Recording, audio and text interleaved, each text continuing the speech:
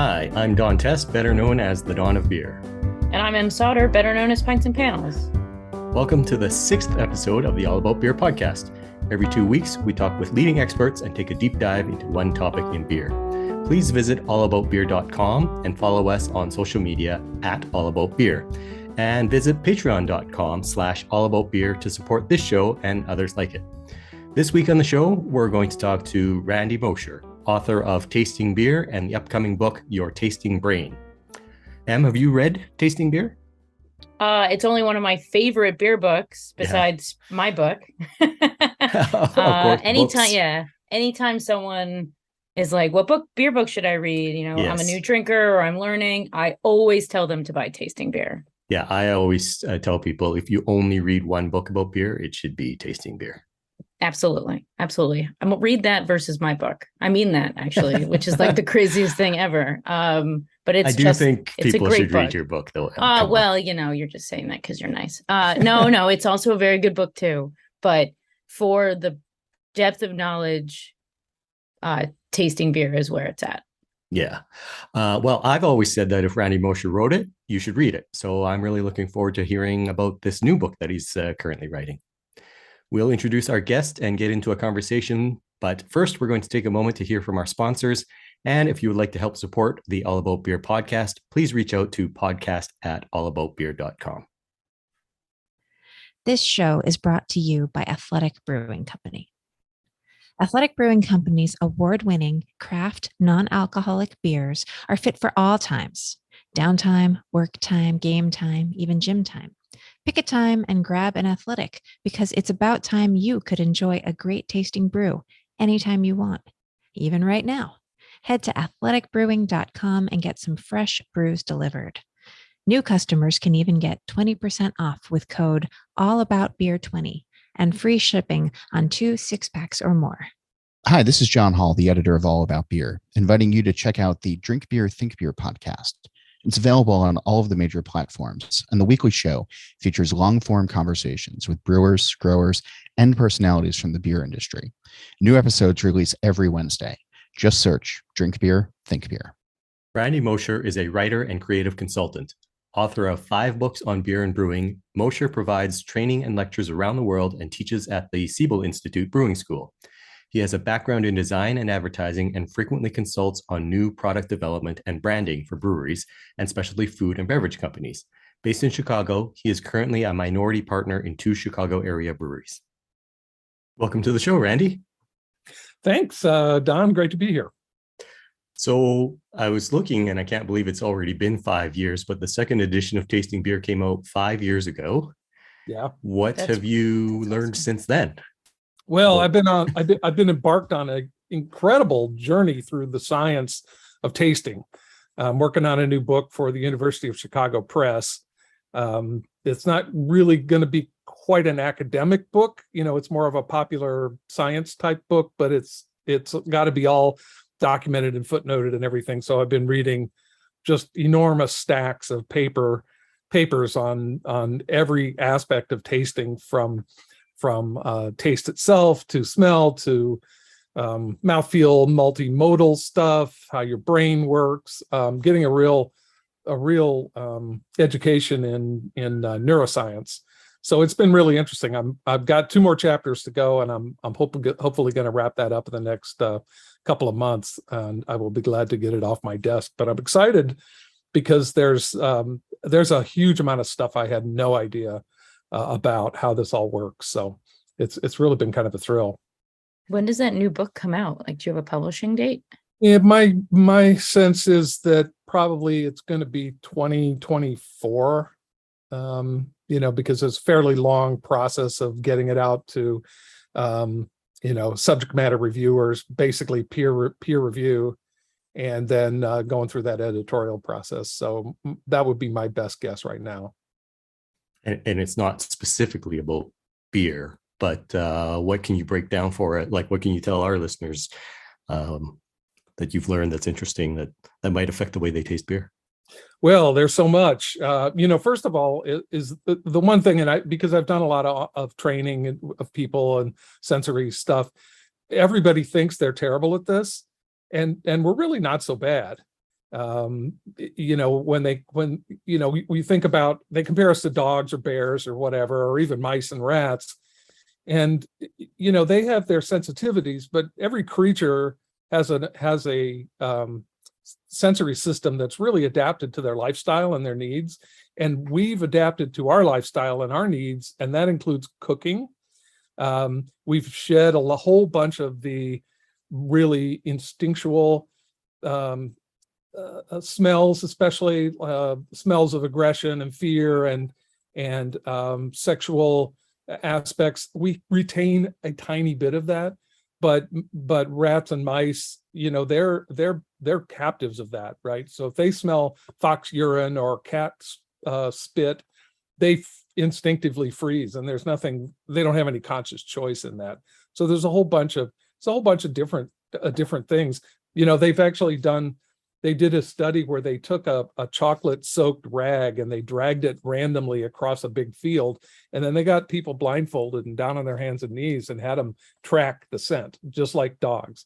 Cool. And it worked great. And people and people were like, they were down on their hands and knees and they're swinging their heads side to side, like animals do, because that's like, oh, is it over here? Is it over here? Is it over here?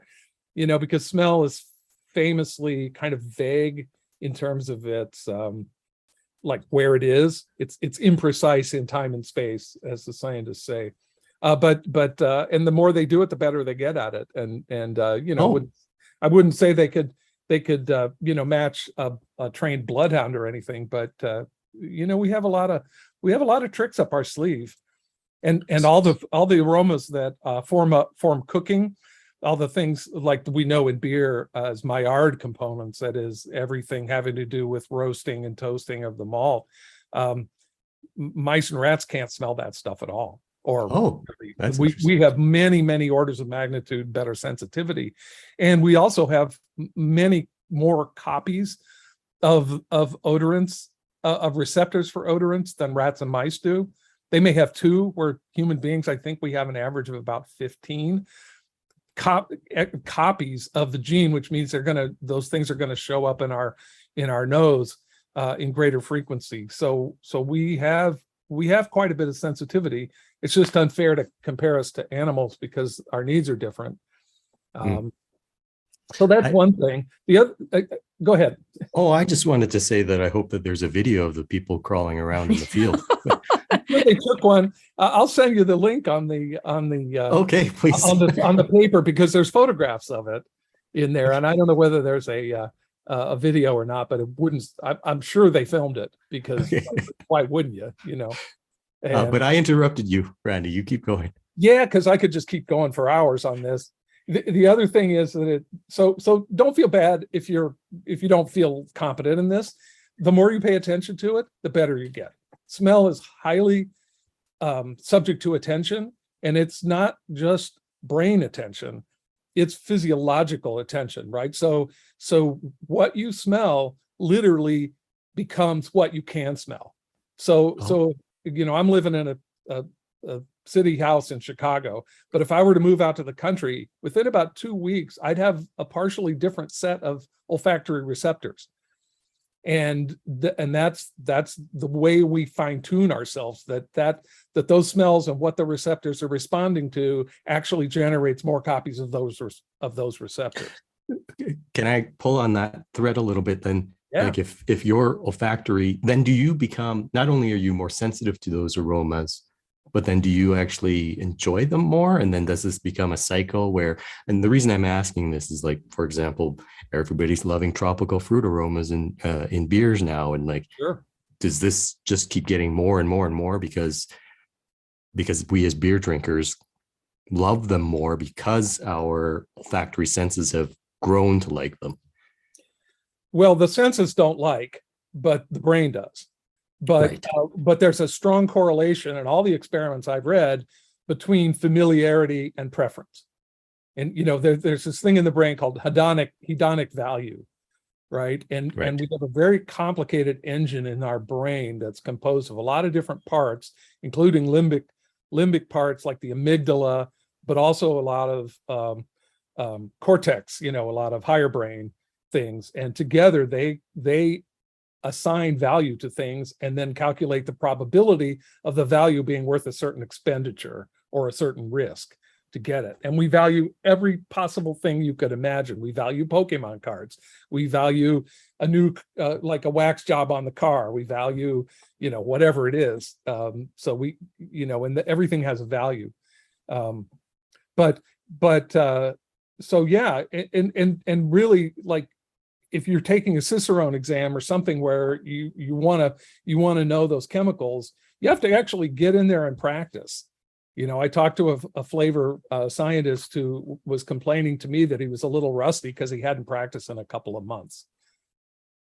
Oh. You got on to beer, on like the specific beer off flavors. So really, it's this idea that you get out of it what you put into it. So if you're feeling like, oh, I can't do this, and that puts you off, then yeah, you're going to be a self-fulfilling prophecy.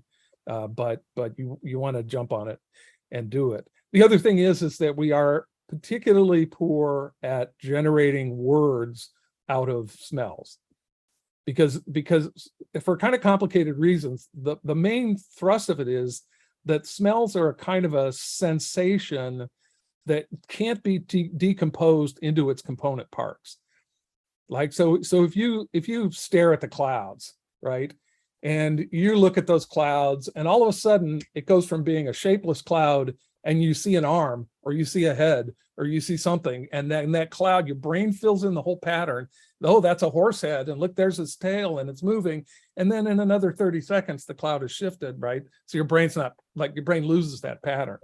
So you have like body parts, you have lines, you have shapes, you have planes, you have shadows, you have highlights, you have all these things in vision, because vision processes the incoming stimulus in sequential things to decompose it, right? To pull it. And that's what they do with robotic vision, right? They pull it out and it's like, well, what's the foreground? What's moving? What's not? Like, what's the 3D aspect of this thing?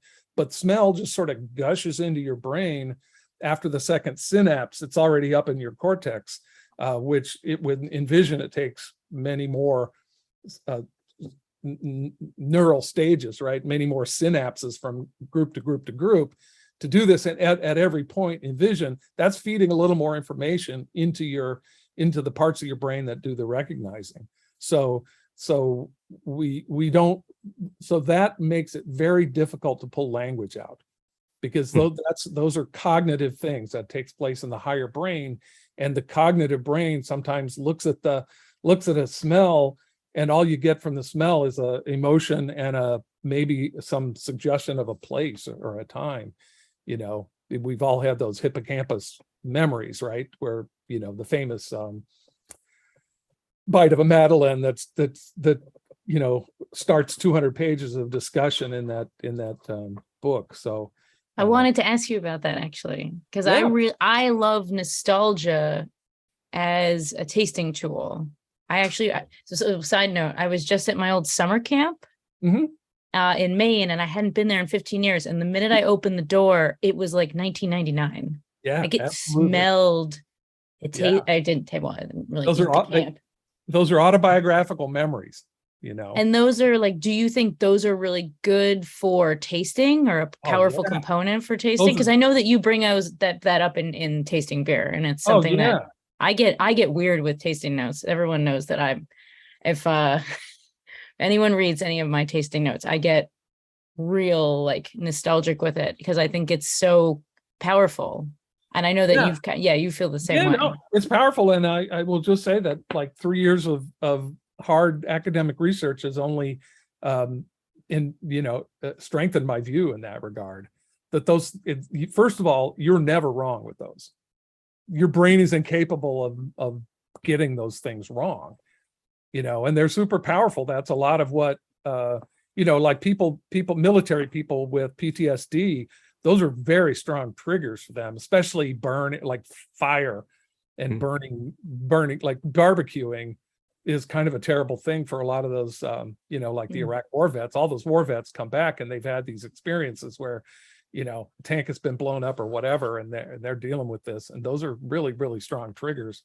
But as a taster, the trick is that they don't, like, you have two kinds of recognition systems in your brain, and one are those autobiographical memories that come with a strong sense of place, because that's a hippocampus like thing. It's about place. So if you're a mouse, you can return to where that good feeling happened, right? When you ate something good or had sex or whatever it is. And then the other part is in your cognitive brain, where language lives. And those two systems sort of like, they're really different. And when what we're trying to do in tasting is you're trying to identify something, and you're trying to identify some particular characteristic and put a name on it. And your limbic brain can't do that. It can only give you that hint of, here you were at a certain time, at a certain place, and then you've got to like do the work and look around that environment, like virtually swivel your head around. And it's like, okay, was it like the maple syrup on pancakes at the mess hall at camp, or was it just that weird musty kids and musty plus kid smell, in the residence, or like, what was it? And if you put two and two together, you can sometimes come out with it. So don't feel bad if you don't have if you don't know the language. And also, the other thing about language is that every pursuit has its own specific language that people engaged in it use to talk to each other, right? So wine people have certain, they have a term called volatile acidity. Well, that refers to a certain class of acids. We don't talk about those in beer with that term. It includes acetic and a bunch of other carboxylic and some carboxylic acids and things. We don't use that terminology, but we'll use lactic, for example, and so we have a different thing. So anybody who's going to be a beer professional, you need to learn how everybody else categorizes things, and that what they, so you need to learn those words, but those words, you also have to kind of internalize them, because you can't just read a book and then know what that smells like. You got to go off and, do the work, find them in context. Some things actually taste different in a light beer than they do in a dark beer, for example. So my head is about to explode, I think. I love it. On my head, yeah. If it exploded right now, I'd be like, cool, worth it. Do we learn pleasure from flavor? And where you were kind of talking about, wine terms and everything, and I was just thinking about how, Brettanomyces is acceptable in certain types of beer, but basically is verboten in wine. Why? Is it just bias? Are these learned things, or do we innately like certain things and dislike certain things? It's kind of complicated, but it's not that hard to understand. Our emotional feelings for basic tastes, sweet, sour, salty, bitter, those are very strongly influenced by really by instinct, by our physiological responses, which are based on our needs for them, right? So salt tastes better when your body's depleted of salt, right? And when you're at a normal salt level, salty stuff doesn't taste as good to you. And sweetness the same way. Satiation, satiation definitely dims that down. There's a whole control system that works based on hormones and other things, but like insulin, for example, that squirts up into your hypothalamus, and your hypothalamus is part of this big regulatory thing, and that pushes down on the brain, like basically tells the brain, I don't like that stuff so much right now. You're like, don't be so hungry because you're already full, and those are independent for every sense too. So like, that's why you can fill yourself up with a regular meal. Then the sweet stuff comes out, and but guess what? You're not satiated on sweet, so you've got the opportunity to do that. Man. You have always room for dessert.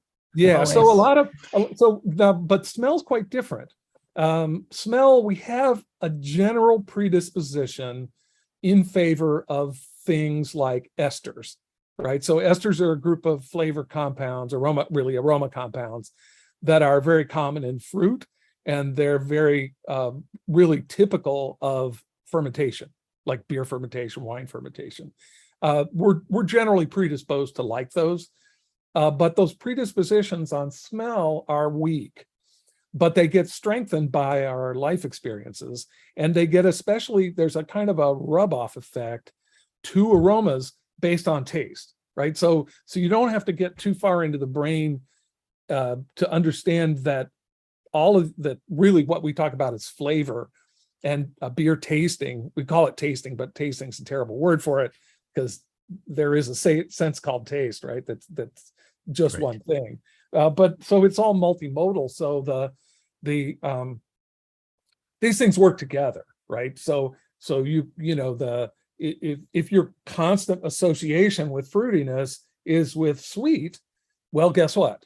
That is a strong rub-off effect, right? And the opposite is true also. If you're, if you eat something toxic and it happens to be bitter and you get sick from it, then you're going to have that. You're going to have that rub-off effect in the kind of wrong direction. Well, it's the right direction for your body. So liking and disliking, that hedonic valuation, that's a strong rub-off from taste, and also from trigeminal, which are the mouthfeel sensations.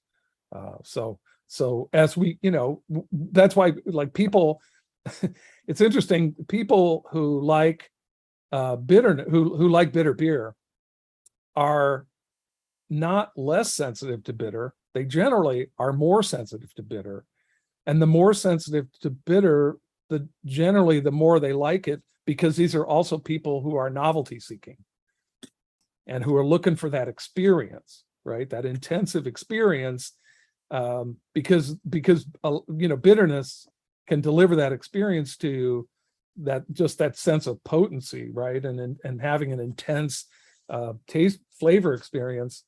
And psychologically, there's a lot of us who really enjoy that for its sake. And the more bitter it is, the more we like it, even though bitterness is kind of, all the papers say bitterness, it represents poison and things, but it's a lot more complicated than that. That's amazing. Okay. Can I take a little bit of a detour, I guess?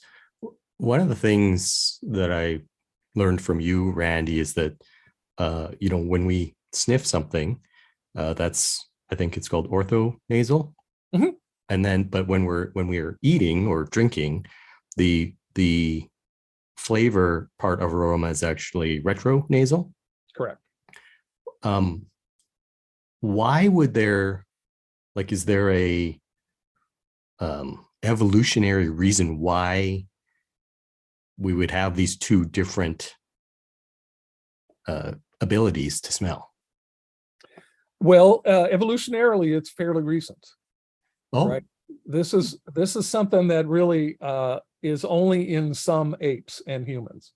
It's not in all primates, and it's a complicated bunch of things. But one of the things is that it's related to is an upright posture, because the whole geometry of the nose and the mouth are changed. Most animals, they can either breathe or they can smell, but not both. Right? There's a thing in their back in their between their nose and their throat that will, like, if they're got something in their throat, their nose is completely closed off, so they can only smell through their nose, like a dog, for example, or a rat. And so we have this more recent adaptation that seems to be based on, like, our lifestyle as hominids, or at least as I think the chimpanzees have this ability, as I recall. So it's a very late adaptation, and it has, I think it has, my recollection is it has something to do with a very widely varied diet, and because retronasal is all about food, and it's a little too late. Once you're breathing out the smell, it's a little too late to reject it. Right. Mm-hmm. But it's not too late to have an experience about it, and to do this sort of post-ingestion evaluation, right? How much did I like this? Because it's like it's more about retronasal, even though they use the same receptors, those receptors also can detect airflow. So your brain knows which way that breath is going, whether it's coming in or going out, and it sets up a different circuitry to do that. So the orthonasal coming from the front, that's a little more analytic, right? That's a little more like looking for trouble. Is this something good? Is this something bad? Whereas retronasal, it's already in your mouth. So presumably it passed the first test and you got it in your mouth and you didn't need to spit it out, which would have been another thing if it had been, say, too salty or something, where a taste or a mouthfeel too peppery or too bitter, would have caused you to kind of like reflexively gag that back out, right? So it's not exactly clear like why that is, but I think it's certainly something that adds a lot to our appreciation and understanding of food, and because we have so much control over that now, it's certainly very useful for us. Yeah. So the whole point then of retronasal is just to make us enjoy it. Again, kind of more like a final check on like, did I like that? Was that really good? I thought that was good. It didn't seem too bad. Can I confirm that? I use it for judging when I judge beer. It's you finishing, you blow out through your nose, and you get a whole new sense of aroma sometimes. You do. It's really helpful to be like, oh, I didn't get that, at the first sniff. But once I've swallowed it and blown out through my nose, like, oh, wow, that's really fruity, or that's, really trouble, or there's an off flavor I didn't know about. Like, it's really helpful to kind of get the complete beer package. So when I'm doing this retronasal, I find it useful to kind of pump. So I'll do a 1 or 2 second cycle where I'll breathe out through my nose, and then I'll take a little breath in, and then I'll breathe out through my nose, and then maybe do that 4, 5, 6 times, very gently. And I find it kind of reinforces the sensation. Are you, each time you do that, are you noticing different, like, does the aroma change throughout that time, or you're just using all those breaths to search? Well, yeah, I mean, you can only really focus on like they've done tests, and the average person, even not the average person, any people, even a flavorist or a wine professional or a perfumer or a beer expert, your brain can only juggle about 3 aromatic chemicals at a time in the brain, because that's just all the attention we have for them. So every time you take another sniff or have another retronasal thing, you can swivel that attention and kind of focus for things, right? And that's another really important part of beer tasting, and that's something you learn when you're doing judging, is that you have this incredible ability to focus and based on what your expectations are. So expectation is sort of the other half of attention. It's kind of what drives attention, right? So if you're judging a category of stouts, you're not looking for a lot of tropical hop aroma or very lightly caramelized malt notes. You're going to go for what the stouts bring into the table.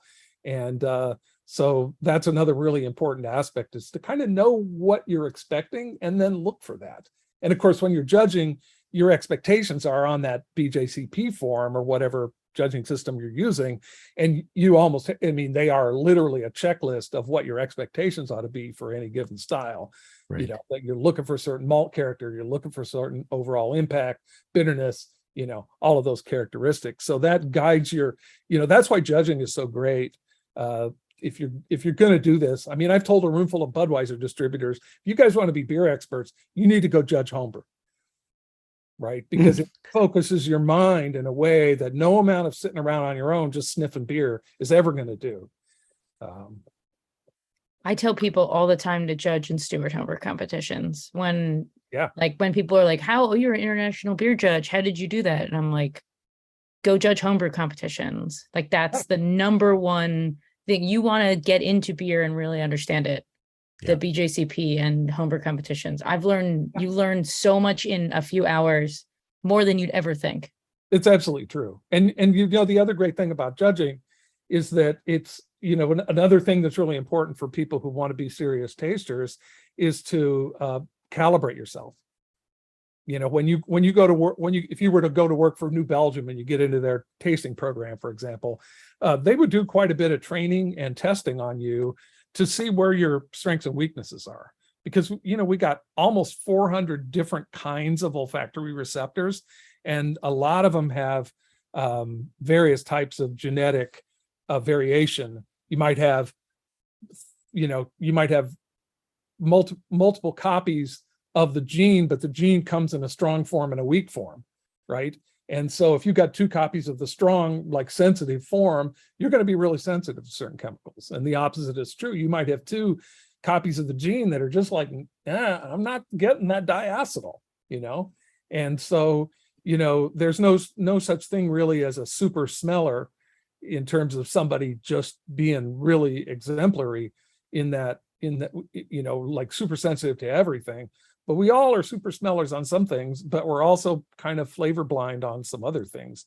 And so you have to learn, like, if you're sitting around the table and you're the only one not getting acetaldehyde, you're either not sensitive to it or you just haven't figured out what it smells like yet. Right. Because that's a kind of a tough chemical to get to know before it clicks, before you really understand it. Okay, well, I want to pull on that thread a little bit, but first let's hear a word from our sponsors. This show is brought to you by Athletic Brewing Company. Athletic Brewing Company's award-winning craft non-alcoholic beers are fit for all times: downtime, work time, game time, even gym time. Pick a time and grab an Athletic, because it's about time you could enjoy a great tasting brew anytime you want, even right now. Head to athleticbrewing.com and get some fresh brews delivered. New customers can even get 20% off with code allaboutbeer20 and free shipping on 2 6-packs or more. Hi, this is John Hall, the editor of All About Beer, inviting you to check out the Drink Beer, Think Beer podcast. It's available on all of the major platforms, and the weekly show features long-form conversations with brewers, growers, and personalities from the beer industry.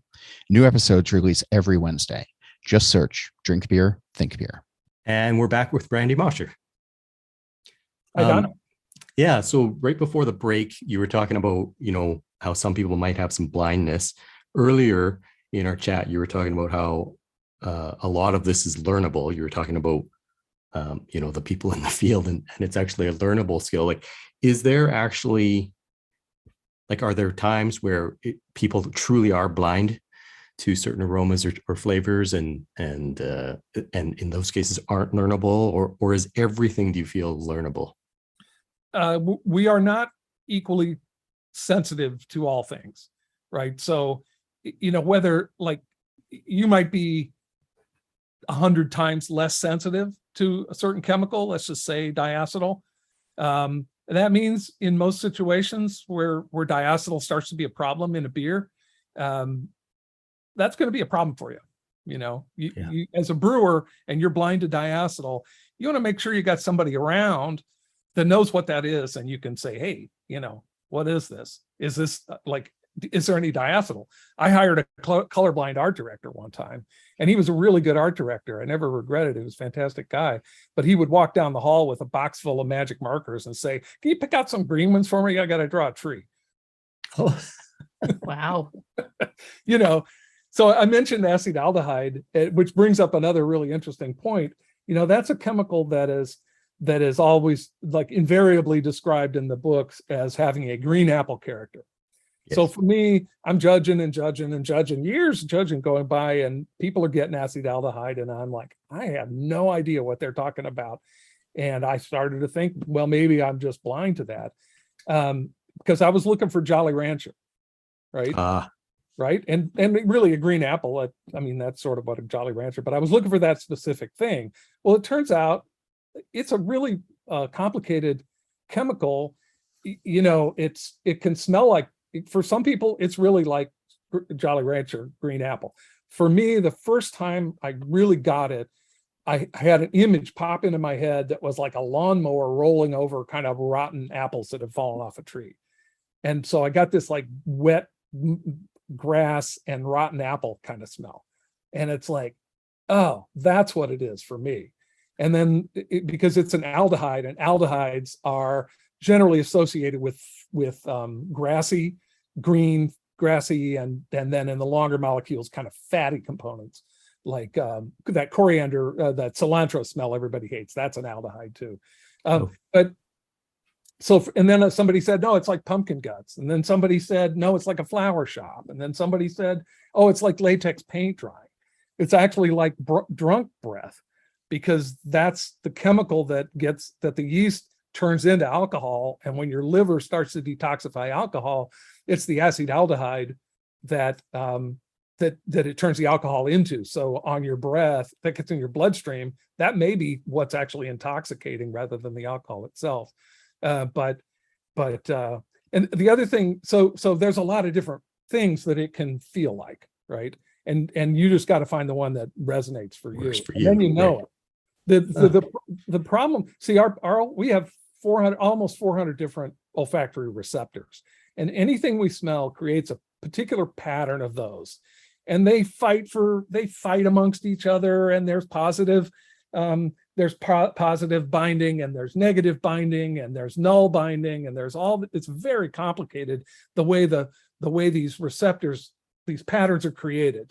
And then those are processed and clarified, but ultimately when they come out of the olfactory bulb, all that information about what the components are is completely lost. And the olfactory bulb translates it into things that are relevant for us. So even one chemical is going to create a similar pattern of responses, because any given aroma or any given molecule, most molecules will trigger responses in multiple receptors. And most receptors are sensitive to more than one chemical. It's not universally true, but there are some exceptions to that. So even a single chemical will trigger a complicated pattern. So our brains, the pattern that information that comes out of our olfactory bulb and goes into our brain, that's what's called a configural perception. And that's basically that characteristic I was talking about with regard, like when I was talking about identification, is that configural just means everything is all glommed into one thing. So that smell is one thing to your brain, right? And it doesn't have a lot of component parts and pieces. Even your unconscious brain doesn't have access to the molecules that actually generated the pattern. That is all completely thrown out during the olfactory bulb, and they make something that's infinitely more useful for us, but it makes it difficult. So it's helpful, I think, to understand that process. That actually leads to a question I wanted to ask, is that, it's so complicated, as you said. What do you think about breweries and ingredients manufacturers, I think, honing in sometimes on certain chemicals? And I'm thinking about, thiols are a big thing right now, or terpenes. And is that a misguided effort since flavor and aroma are so complicated, or is there value to this? No, that's just cooking. We've been doing that for 1 million years. Yeah. Basically manipulating what we ingest based on what our preferences are. So, it's just a different way of doing it. We've been playing around, I'm involved with a couple of commercial breweries, and we've been playing around with the thiol yeasts, trying to figure out how to best use them. They're a little bit of a wild beast because they tend to want to do one thing really well. So we're trying to figure out how to kind of throttle them down and keep everything from tasting like grapefruit. But it's certainly interesting, and there's going to be a lot more of that coming. They know so much about the various kinds of pathways. There's a lot of really interesting things going on. Yeast is going to get more and more and more interesting, I think, going forward here. Yeah. So what kind of thiols and yeast, what are you using at, or is this at Forbidden Root or other brewery where what are you guys up to over there? At Forbidden Root, we're using the thiolized yeast from Omega, the Star Party, and what's the other one? They have two of them. Yeah. One is the sort of English strain, that's the big one with the New England guys, and the other one is a Chico. I can't remember. I can't remember that other name. Neither can I. But so yeah, I mean, so thiols are basically sulfur compounds. We're exquisitely sensitive to sulfur compounds, and they tend to be the most potent odor aromas we can smell. They really, up until the last couple of decades, they really didn't have the analytical means to evaluate them in complicated things like wine and beer. Maybe more than 2 decades, but not that long, because they're present in like low or even sub parts per billion, and not just present but meaningful. All right, so they do all these things. The flavor scientists doing all these things where they're trying to pull an aroma apart into its component molecules and determine what's important. But it's rarely, well, it really is never based on the quantity of the molecule. It's based on what's something called odor activity value.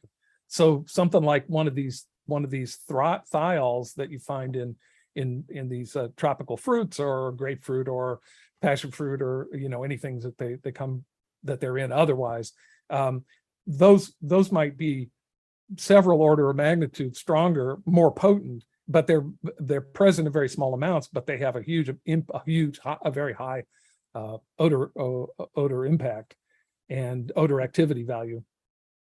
So that all of this is really relatively new.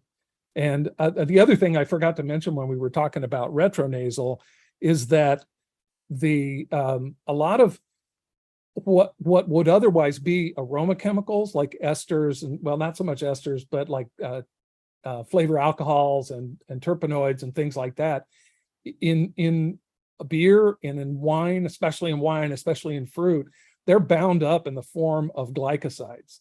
So that's just a word for a kind of a combined molecule that consists of a sugar ring with a odor type chemical bound onto it.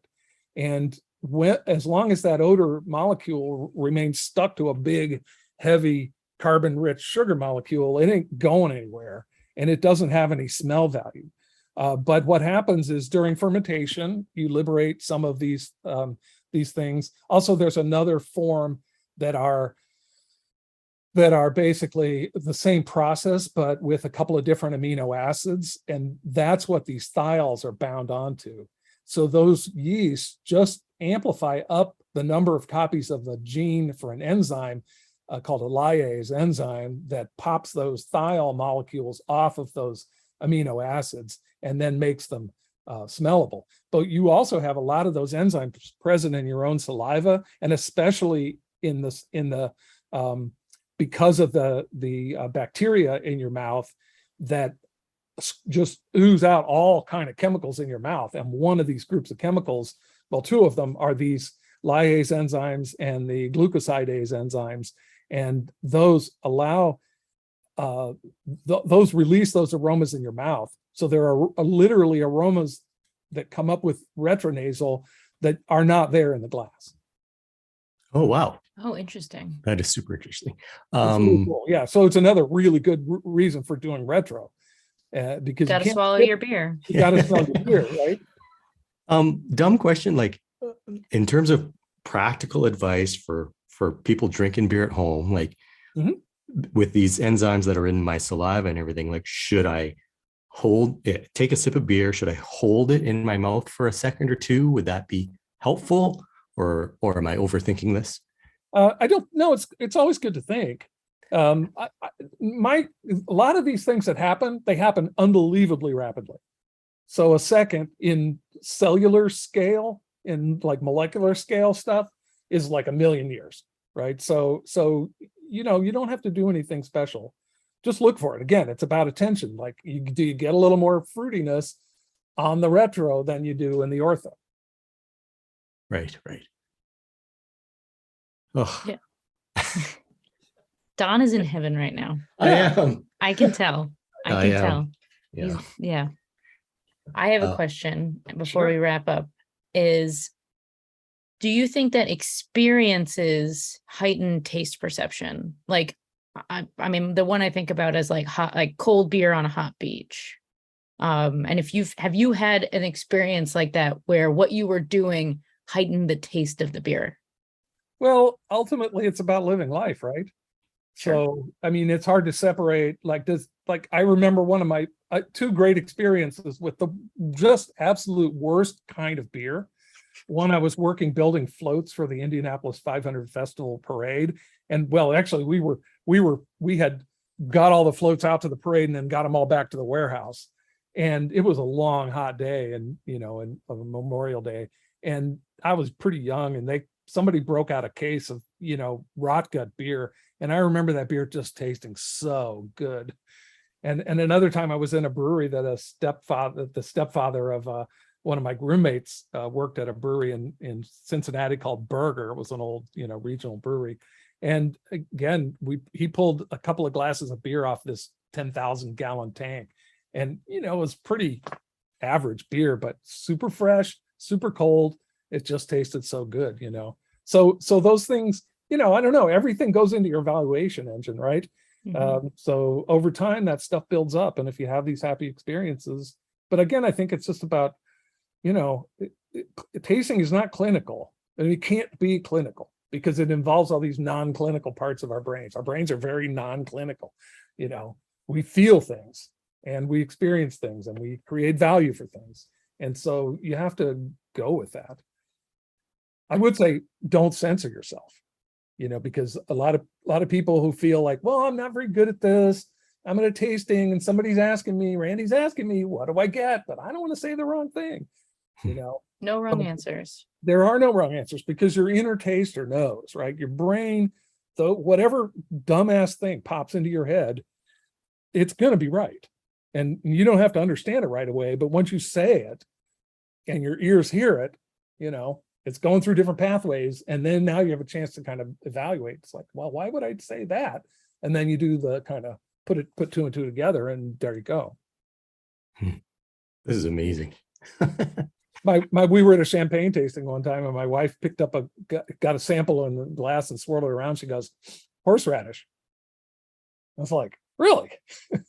Because that's like the thing I got her kind of trained not to censor herself. Yeah. And so I smelled it. It's like, oh, that's a little corky. Right. Yeah. So that's a little trichloroanisole, or TCA, they call it. That's basically a mold infested part of cork bark in that cork. And it also the beer had a little bit of a kind of spiciness to it. And you put spicy together with musty, what do you get? Horseradish. Exactly. There you go. It was unmistakable. It's just like, and again, that's a configural thing that's multimodal, because that spiciness, that's trigeminal, but it's creating this flavor sensation that's like one thing out of two things. And you gotta, it's really helpful. I found a lot of the things I'm learning in this book about all this kind of stuff we've been talking about has really changed the way I approach things and changed the way I think about tasting.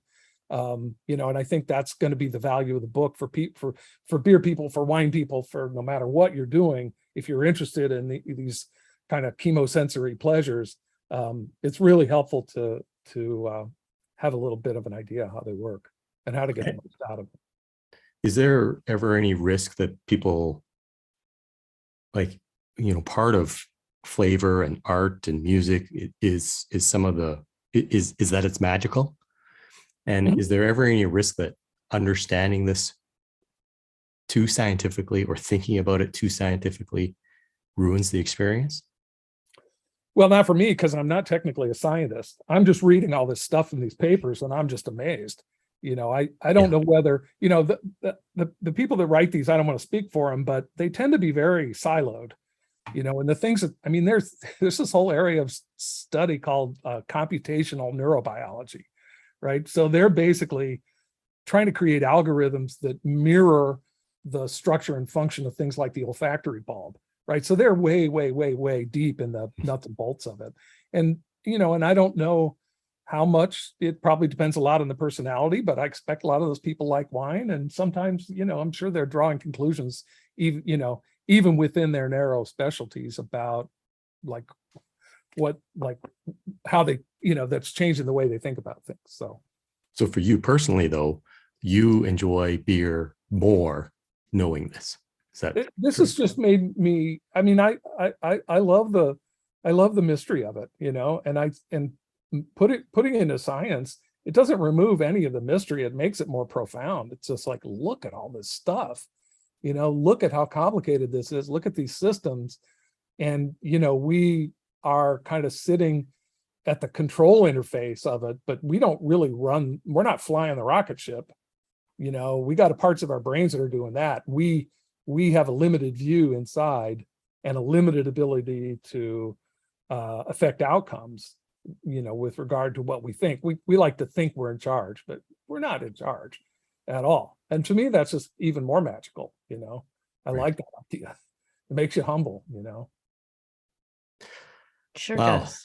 Yeah, I could talk to you for hours. I know. And hours. I was going to be like, Don, it's time to go. I know. I guess we'll just have to read the book is what we'll need to do. Randy, thank you very much for this. You're not on social media. So for people who want to follow what you're doing or learn what you're up to, what should people do? Well, I'm about ready to launch some emails and things. So if people are interested in signing up for one of those, just go to my web. They can find me on I've got randymosher.com, and they can click through to an email address. So just do that and send me a note. And, once I'm not like completely terrified and panicked over getting these last 2 chapters done, I'm going to start sending out some little bit of every 2-week kind of teasers. Here's some things I've been reading about that I think are interesting that you might like, that sort of thing. So I will be the first to sign up. And I will be the second. I got you both. Well, I guess, Emily, you were on that. I'll Randy will chat. I will put you on that because I'm wonderful. I'm working on it. I've got a format and I've been like collecting emails and stuff. So anybody wants to do that, just drop me a note and I'll put you on, and that'll give me all the more reason to get my butt in gear and get that going. Awesome. Thank you, Randy. Thank you. Great to talk to you both.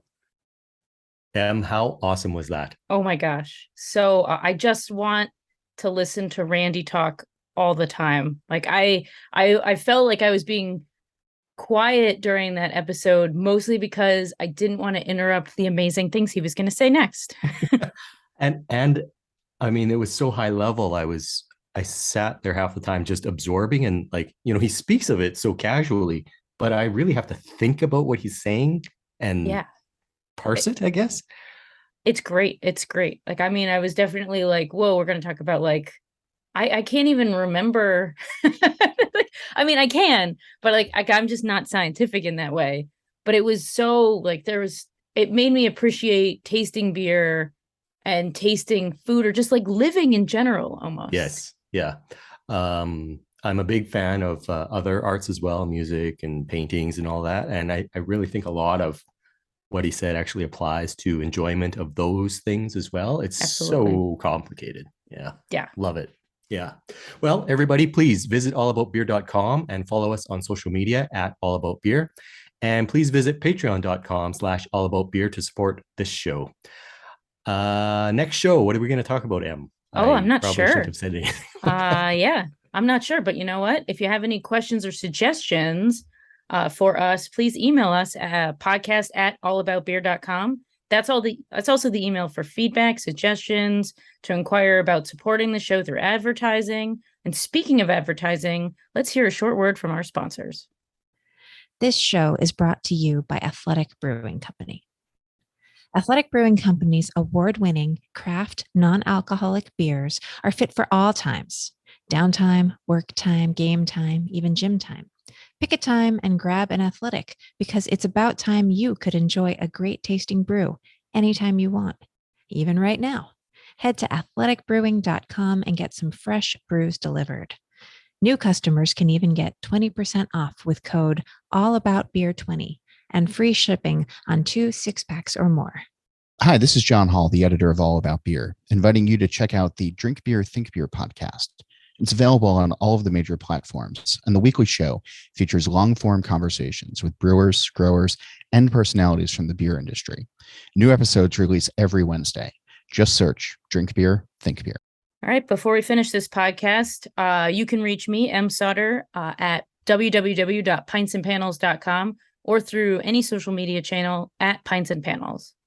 And I am at the Dawn of Beer on all social media channels, or if you want to send me an email, I am Don@thedawnofbeer.com.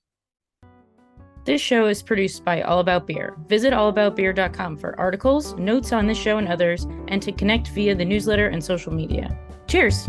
Cheers!